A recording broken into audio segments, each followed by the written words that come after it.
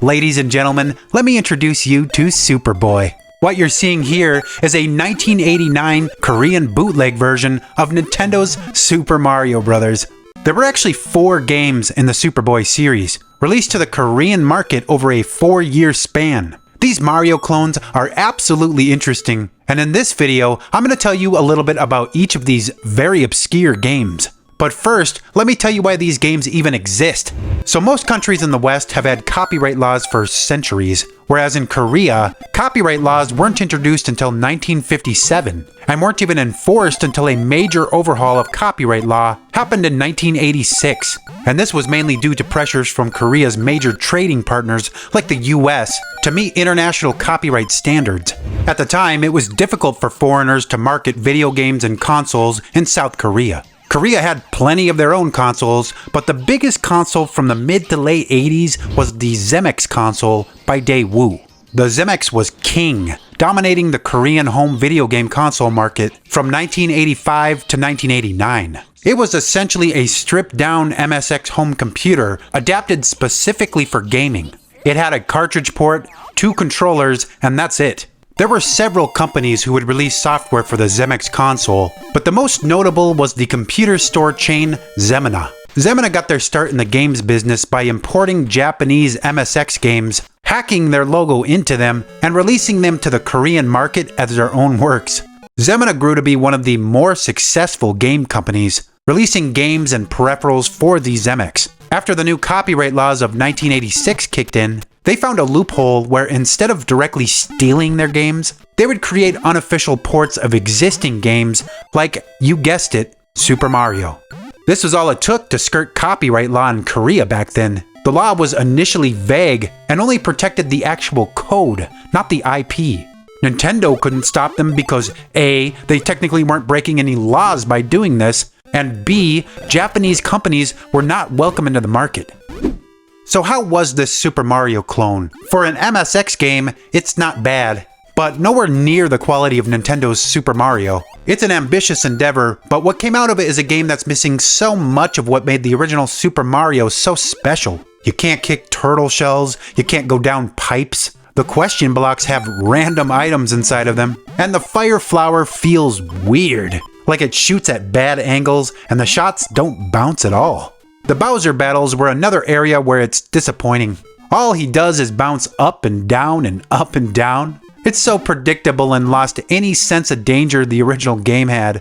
Superboy is very stiff. The controls here are sluggish, and it takes some practice just to move around the screen with any sort of precision. I've played hours and hours of this game, and I still have trouble moving him around. It's pretty bad. You might argue that the MSX isn't nearly as powerful as the NES, and yeah, it's not. It's missing things like hardware-based scrolling and has a small color palette, but the MSX did have imaginative games that worked around these limitations, especially from developers like Konami. Zemina could have done much better with things like the controls. Honestly, it feels like this game was kind of rushed. There are only 16 of the original 32 stages here, with no underwater stages. The level design is loosely based on the original game, but here the levels are much shorter, and a lot of the times they'll start out looking like Super Mario, then deviate into their own design. I'll give them props here though. I enjoyed some of Zemina's level designs. A standout part was on World 2-2, the flying fish level. Here it was completely remade, and it is so tough with how unpredictable and glitchy these flying fish are. But hey, sometimes I like a good challenge. I was also pretty surprised to see that the maze level is actually in the game, and the maze does work. You have to go the right way to get through it. When you finally make it past the final Bowser in the game, you're greeted with a curious, "to be continued" message. True to their word, Zemina put out a sequel to Superboy released the very same year as the original. For the most part, the game engine and graphics are exactly the same as the original. The difference here is that there are 16 new stages for you to make your way through. These stages are more difficult, too. And that's a good thing. Like I said about the first game, I enjoy some of Zemina's level designs. They present a good platforming challenge if you take it for what it is, treat it as its own game, and not try to directly compare this to Nintendo's version. In my opinion, the inspiration is fine. I just wish they would have come up with their own graphics.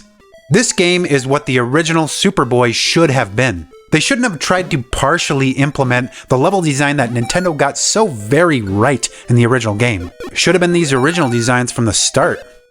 At the end of this game, gone is the to be continued message, and this time we wrap up the story with end. The next installment of the Superboy series came a couple years later in 1991. This time, Zemina took on Nintendo's latest and greatest Mario game, Super Mario World. And this is very strange. Mario looks ripped straight out of Super Mario 3, but the enemies are from Super Mario World. I will say though that this game is a vast improvement over the original two games. It's been improved in almost every single way. Better controls, better level design, more enemies, the power-ups aren't random anymore, and you can finally kick turtle shells. Oh yeah. The power-ups are pretty interesting here. Of course, you've got your mushroom, and the fire flower power-up now gives you fireballs that will bounce. But if you got the fire flower power-up and hit a power-up box again, that's when you get Superboy's take on the star power-up. The Pepsi logo. This thing gives you invincibility for a few seconds, probably a sugar rush. The level design is very interesting in this game. It's tough and will take some cheap shots at you sometimes, but they mixed it up with enough different areas and a variety of enemies that I never got the feeling that it was too repetitive. It's only 16 stages, but they get to be very challenging. I'm impressed with all the stuff they were able to pull off here on the original MSX. You could argue that this is pretty good for what the hardware was capable of.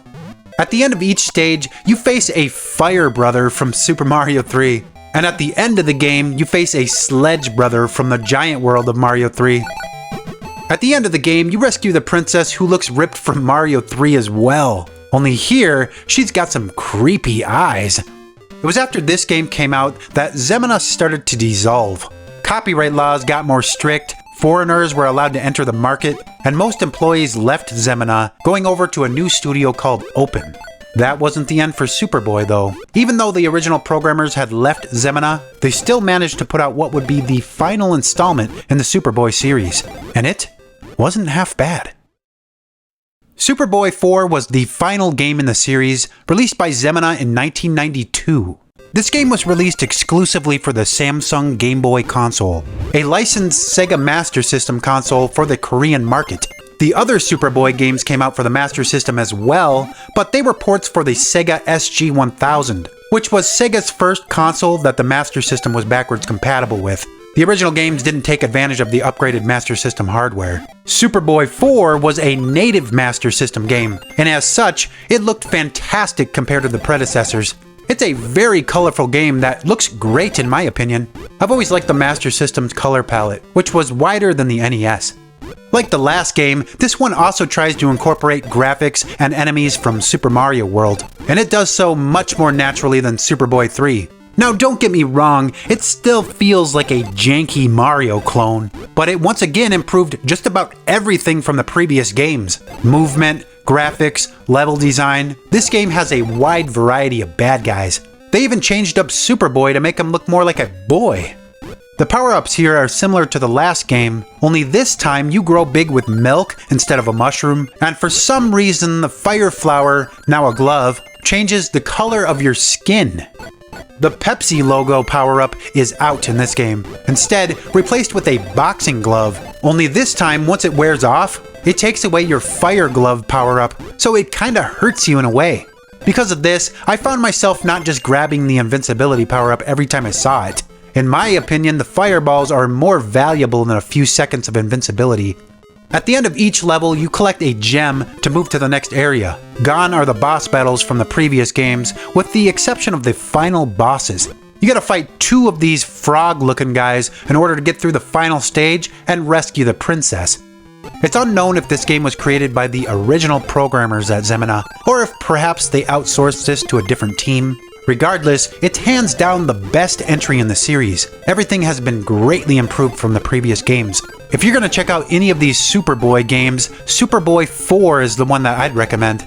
There was even a ROM hack created to change the graphics back to more Mario looking ones. Nintendo sure created something special with the original Super Mario series. It has inspired so many games, and I think it's exceptionally interesting to see some of the more obscure ones like we saw today.